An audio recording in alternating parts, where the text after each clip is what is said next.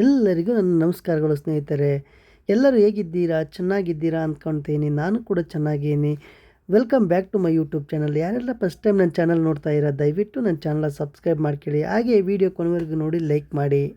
ಸ್ನೇಹಿತರೆ, ಇವತ್ತು ಒಂದು ಮೌಲ್ಯಾಧಾರಿತ ಕಥೆಯನ್ನು ತಂದಿದ್ದೇನೆ. ಆ ಕಥೆಯ ಹೆಸರು ನಾಯಿ ಮತ್ತು ಮೂಳೆ ಎಂದು. ಬನ್ನಿ, ತಡ ಮಾಡುವುದು ಬೇಡ, ಈ ಕಥೆಯನ್ನು ನೋಡೋಣ. ಒಂದಾನೊಂದು ಕಾಲದಲ್ಲಿ ಒಂದು ಊರಿತ್ತು. ಆ ಊರಿನಲ್ಲಿ ಶ್ಯಾಮ ಎನ್ನುವ ನಾಯಿ ಇತ್ತು. ಆ ನಾಯಿ ಬಡವರ ಮನೆಯೊಂದಲ್ಲಿ ಬದುಕುತ್ತಾ ಇತ್ತು. ಶ್ಯಾಮ ಸದಾ ಖುಷಿಯಾಗಿರ್ತಾ ಇದ್ದ. ತನ್ನ ಬೆಳೆದ ಮನೆಯ ಹಾಗೂ ಕುಟುಂಬದ ಸಂತೋಷಕ್ಕಾಗಿ ಕೆಲಸ ಮಾಡುತ್ತಾ ಇದ್ದ.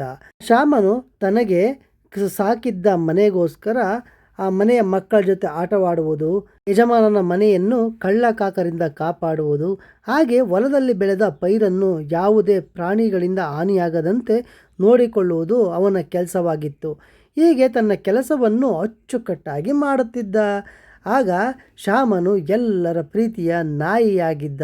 ಅಷ್ಟೇ ಅಲ್ಲದೆ ಅವನು ತುಂಬ ಬುದ್ಧಿವಂತ ನಾಯಿ ಎಂದು ಹೆಸರುವಾಸಿಯಾಗಿದ್ದ. ಊರಿನಲ್ಲಿ ಶ್ಯಾಮನಿಗೇ ಆದ ಒಂದು ಬೆಲೆ ಇತ್ತು. ಅವನು ಬುದ್ಧಿವಂತ ನಾಯಿ, ಎಲ್ಲ ಕೆಲಸಗಳನ್ನು ಅಚ್ಚುಕಟ್ಟಾಗಿ ಮಾಡುತ್ತಾನೆ ಎಂದು ಅವನಿಗೆ ಬಿರುದು ಕೂಡ ಇತ್ತು.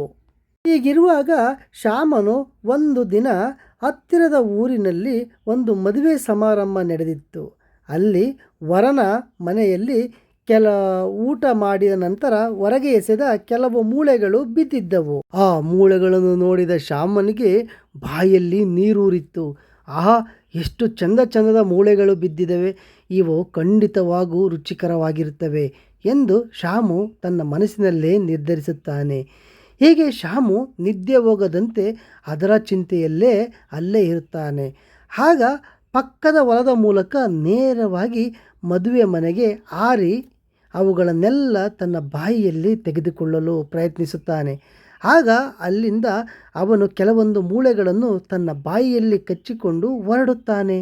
ಶ್ಯಾಮ ಬುದ್ಧಿವಂತ ನಾಯಿ ಆಗಿದ್ದರಿಂದ ಅವನು ಅಲ್ಲೇ ಕೂತು ತಿನ್ನಲು ಪ್ರಾರಂಭಿಸಿದರೆ ಸಮಯ ವ್ಯರ್ಥವಾಗುತ್ತದೆ ಎಂದು ತಿಳಿದು ಆ ಮೂಳೆಗಳನ್ನು ತನ್ನ ಬಾಯಿಯಲ್ಲಿ ಕಚ್ಚಿಕೊಂಡು ತನ್ನ ಊರಿನ ಕಡೆಗೆ ಹೊರಡುತ್ತಾನೆ. ಏಕೆಂದರೆ ಆ ಬುದ್ಧಿವಂತ ಶ್ಯಾಮ ನಾಯಿಯು ಮೂಳೆಗಳನ್ನು ತೆಗೆದುಕೊಂಡು ತಮ್ಮ ಊರಿಗೆ ಹೋಗಿ ತಮ್ಮ ಮನೆಯ ಹತ್ತಿರ ಆರಾಮವಾಗಿ ಕುಳಿತು ತಿನ್ನಬಹುದು ಹಾಗೂ ಅದರ ಸ್ವಾದಿಷ್ಟವನ್ನು ಸವಿಯಬಹುದು ಎಂದು ಚಿಂತಿಸಿತ್ತು. ಆದ್ದರಿಂದ ತನ್ನೂರಿಗೆ ಈ ಮೂಳೆಗಳನ್ನು ತೆಗೆದುಕೊಂಡು ಹೋಗುವ ನಿರ್ಧಾರ ಮಾಡಿತ್ತು. ಹಾಗೆ ಹೋಗುವಾಗ ದಾರಿಯಲ್ಲಿ ಒಂದು ನದಿಯು ಅಡ್ಡ ಬರುತ್ತದೆ. ಅದು ಚಿಕ್ಕದಾದರೂ ಪಕ್ಕದಕ್ಕೆ ಹೋಗಲು ಸಮಯ ಬೇಕಾಗಿರುತ್ತದೆ. ಆದ್ದರಿಂದ ಶ್ಯಾಮ ಸಿಕ್ಕ ಸಮಯದಲ್ಲಿ ಈಗ ಮನೆ ಸೇರಬೇಕೆಂದು ಆ ಸೇತುವೆ ಮೇಲೆ ಹಾದು ಹೋಗಲು ನಿರ್ಧರಿಸುತ್ತಾನೆ. ಅದು ಒಂದು ಮರದ ಸೇತುವೆ ಆಗಿರುತ್ತದೆ.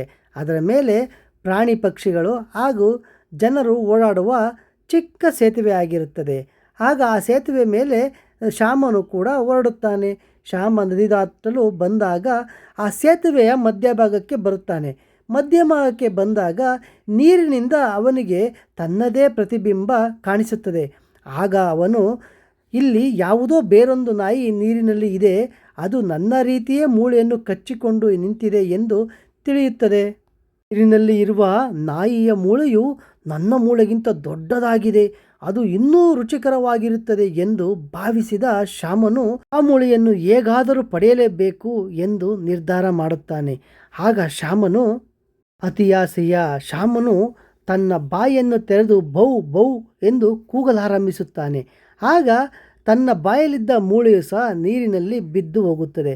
ಆಗ ಅವನಿಗೆ ಅರ್ಥವಾಯಿತು, ನೀರಿನಲ್ಲಿ ಇದ್ದಿದ್ದು ತನ್ನ ಪ್ರತಿಬಿಂಬವೆಂದು. ಆಗ ಬೇಸರದಿಂದ ತಾನು ಮಾಡಿದ ತಪ್ಪಿನಿಂದ ತನ್ನಲ್ಲಿದ್ದ ಮೂಳೆಯನ್ನು ಕಳೆದುಕೊಂಡಿದ್ದಕ್ಕಾಗಿ ಪಶ್ಚಾತ್ತಾಪ ಪಡುತ್ತಾ ಬೆಚ್ಚು ಮೋರೆ ಹಾಕಿಕೊಂಡು ತನ್ನ ಕಾಲನ್ನು ಕೆಳಗೆ ಮಂಡಿ ಊರಿಸಿ ಕೂತು ಯೋಚಿಸುತ್ತಾನೆ. ಹೀಗೆ ತನ್ನ ದುರಾಸೆಯಿಂದ ತನ್ನಲ್ಲಿದ್ದ ಒಂದು ಮೂಳೆಯು ಸಹ ನದಿ ನೀರಿನ ಪಾಲಾಯಿತು ಎಂದುಕೊಂಡು ಬೇಸರದಿಂದ ತಾನು ಮನೆ ಕಡೆ ಹೊರಡುತ್ತಾನೆ. ಆಗ ಅವನಿಗೆ ತನ್ನ ಹಳೆಯ ಗೆಳೆಯ ಎಮ್ಮೆಯಣ್ಣ ನೆನಪಾಗುತ್ತದೆ. ಎಮ್ಮೆಯಣ್ಣ ಒಂದು ಬಾರಿ ಅವನಿಗೆ ಕಾಲಿಗೆ ಚುಚ್ಚಿದ್ದ ಮುಳ್ಳನ್ನು ತೆಗೆದು ಸಹಾಯ ಮಾಡಿರುತ್ತಾನೆ. ಆ ಸಹಾಯ ಮಾಡಿದ ಗೆಳೆಯನ ಹತ್ತಿರ ಹೋಗಿ ತನ್ನ ಕಷ್ಟವನ್ನು ಹೇಳಿಕೊಳ್ಳೋಣ ಎಂದು ನಿರ್ಧರಿಸ್ತಾನೆ ಶ್ಯಾಮು. ಆಗ ಎಮ್ಮೆಯ ಬಳಿ ಬಂದಾಗ ಎಮ್ಮೆಯಣ್ಣ ಅದರ ಬೆಚ್ಚು ಮೋರೆಯನ್ನು ನೋಡಿ, ಶ್ಯಾಮಣ್ಣ ಏನಾಯಿತು, ಯಾಕೆ ಮುಖ ಸಪ್ಪೆಯಾಗಿದೆಯಲ್ಲ, ಈಗೇನಾಯಿತು ಹೇಳು ಎಂದು ಕೇಳುತ್ತದೆ.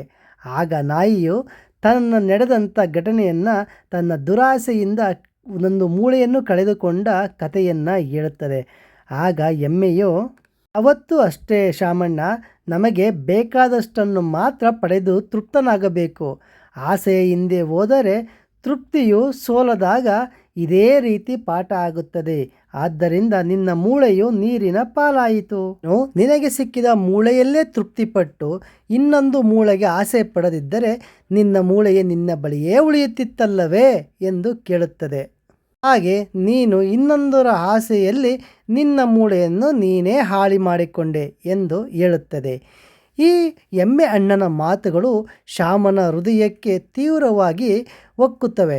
ಶ್ಯಾಮನು ತಾನು ಸಾಧಿಸಿದ್ದನ್ನು ಮರೆತು ಹೆಚ್ಚು ಬಯಸಿದ ಕಾರಣವೇ ಈ ಹೀನ ಸ್ಥಿತಿಗೆ ಬಂದೆನು ಎಂದು ತೀರ್ಮಾನಿಸುತ್ತದೆ.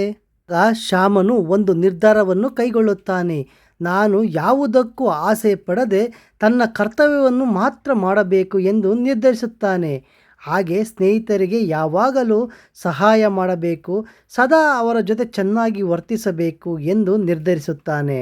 ಹೀಗೆ ಬದಲಾದ ಶ್ಯಾಮ ಊರಿನ ಮಕ್ಕಳೊಡನೆ ಆಟವಾಡುವುದು, ಹಾಗೆ ಕಳ್ಳರು ಬಂದಾಗ ಹಳ್ಳಿಯ ಜನರನ್ನು ಎಚ್ಚರಿಸುವುದು, ಹಾಗೆ ಎಲ್ಲ ತನ್ನ ಪ್ರಾಣಿಗಳ ಜೊತೆ ಸಾಮ್ಯದಿಂದ ವರ್ತಿಸುವುದು.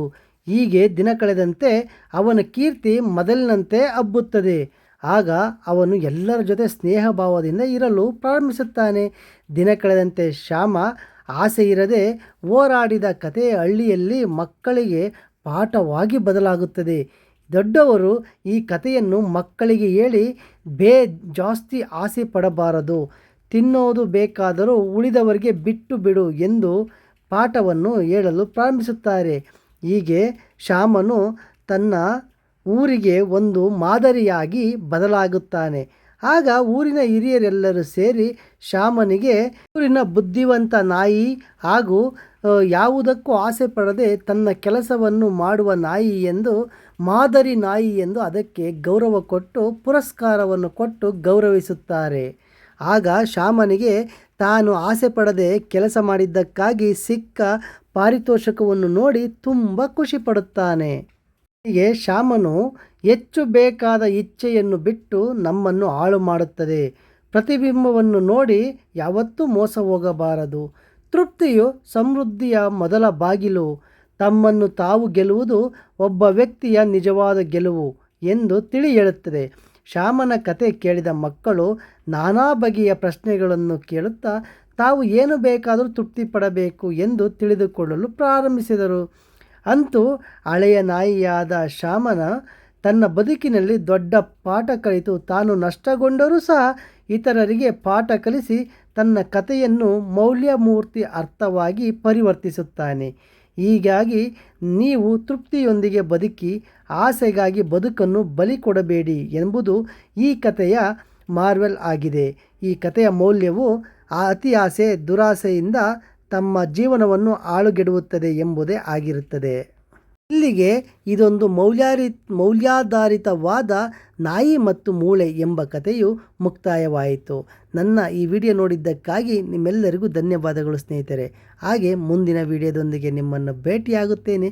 ಅಲ್ಲಿವರೆಗೂ ನನ್ನ ಧನ್ಯವಾದಗಳು.